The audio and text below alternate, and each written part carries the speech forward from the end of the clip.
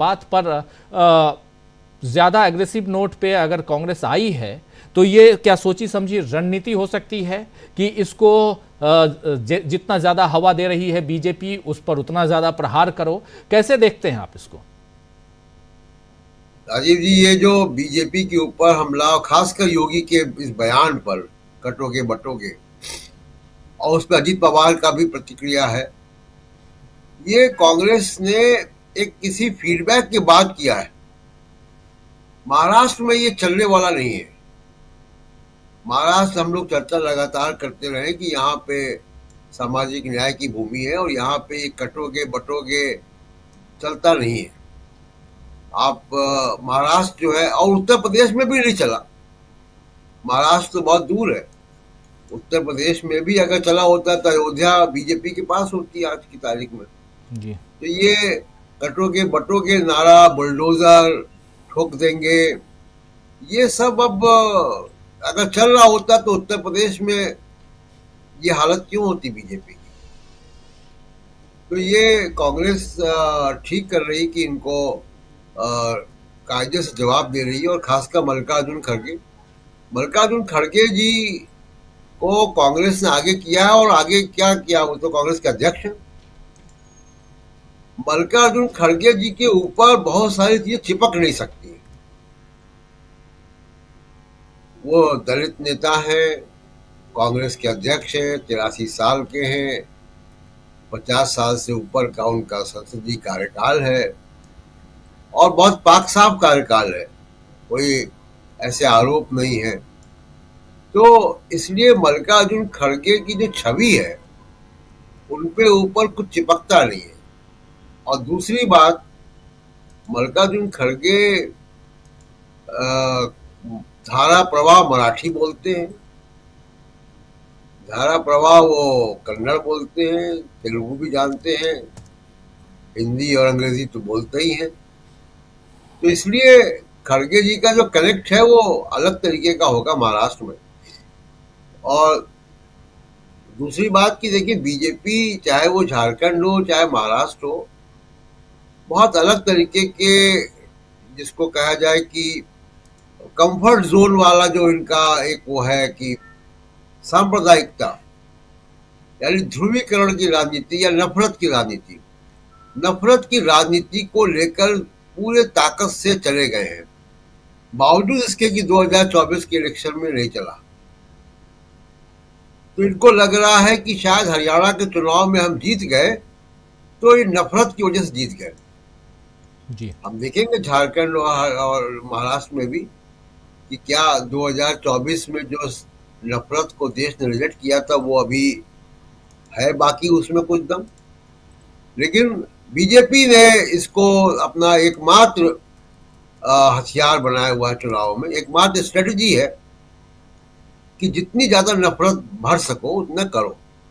लेकिन उसमें कहीं ना कहीं गड़बड़ियां हो जाती। कल आप दिखा रहे थे और वो चर्चा में है, बहुत झारखंड में बहुत चर्चा में है कि आप बात तो कर रहे हैं आदिवासी सम्मान की, कौन कर रहा है? वो असम से जाने वाले हेमंत बिस्वा शर्मा, जो झारखंड के ट्राइबल लोग जो 100 साल से भी ऊपर समय से असम में टी ट्राइब है, जो असम की इकोनॉमी का एक बड़ा हिस्सा है,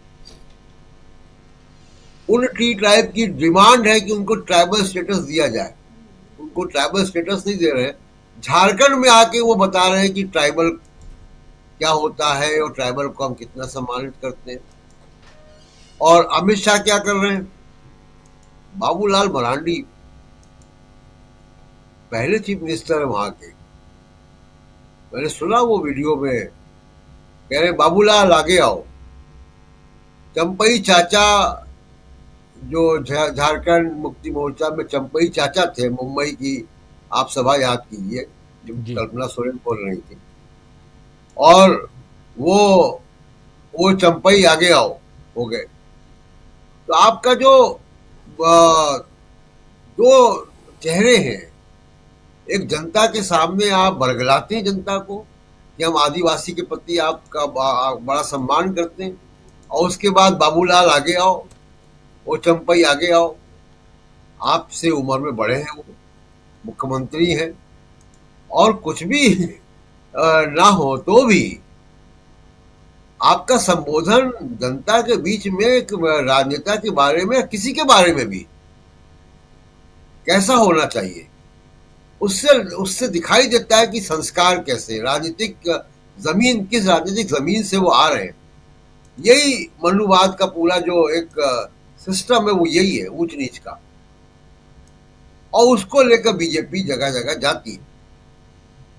अगर आप आदिवासी का सम्मान कर रहे होते तो हंसदेव के जंगलों में ये क्या कर रहे हैं फिर आप? आदिवासी का अगर आप सम्मान कर रहे होते तो अभी उड़ीसा में सरकार बनी है, वहां क्या कर रहे हैं? जी हर जगह आप अडानी को बैठा रहे हैं, ये आदिवासी का सम्मान है?